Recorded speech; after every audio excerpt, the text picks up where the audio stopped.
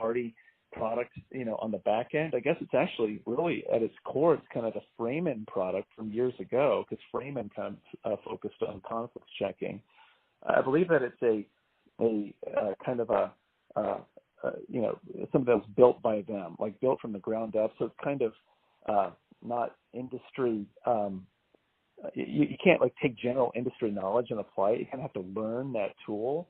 But I can tell you that Intapp really has a lot of successful rollouts of their intake software. And then again, they can bring that stuff across to either Aderant or Elite with fewer problems, because once you've brought that across once, it's not like the time entries, which are like bang, bang, bang, thousands and thousands of time entries a day. This is a smaller it's a bigger transaction, but it's a much less common transaction. And there's really not like a two-way street here that you would need on time. On conflict checking and intake, once it's done with that piece of the process, it just moves on to the next piece where it becomes an active matter that time can be recorded against, and you don't have to worry about it going back like you often do with time. So I would say that Intapp has a real, and if anything, and I know this from having interviewed with them and knowing kind of what their challenges are, they're a fairly mature market. I mean, where do they go from here is what they're trying to decide, because they've got great penetration into that market, and they certainly want to still try to pick off people that are using, maybe frustrated with Aderant's kind of slightly less functionality. And Elite doesn't really do much for conflict checking either. I believe that Elite has pretty much given up that market to third parties as well. They would probably not argue that, but I would say that Intapp has a majority of Elite firms and a close to majority of Aderant firms that are using them for conflict checking. I would say that Intapp also has a majority, not a big majority, but a majority of firms on the time entry overall.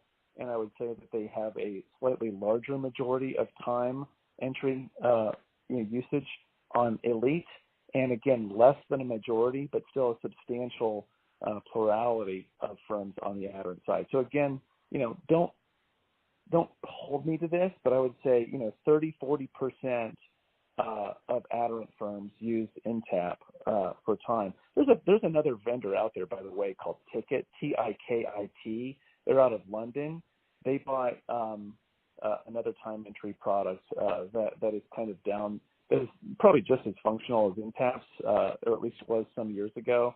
But that would be the other third-party product. So if you ever hear of Tikit, Tikit, they're a legal services company that bought another product that also was robust to handle time entry needs for big firms.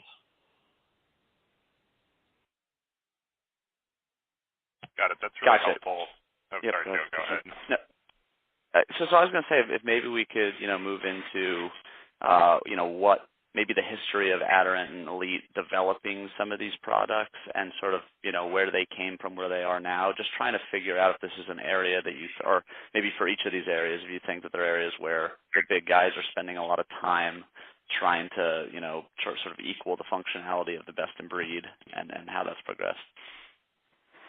Sure. So Elite was a independent company until they got bought by Thomson Reuters probably 15 years ago. They're based in LA.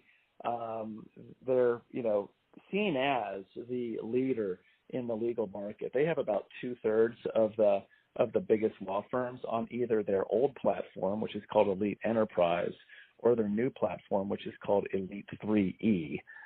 Maybe not 2/3, maybe it's more like 60% now, because Aderant has definitely been coming on and have been picking off a lot of Elite's firms, particularly because Elite, and I don't know if you guys know this, but this is critical to know when you want to learn this space. Elite made a decision 10 years ago that instead of giving their client base the new software, going again from Enterprise to 3E, they were going to charge them big bucks to have to buy that software again. So what did that do? That caused their firms to come to market.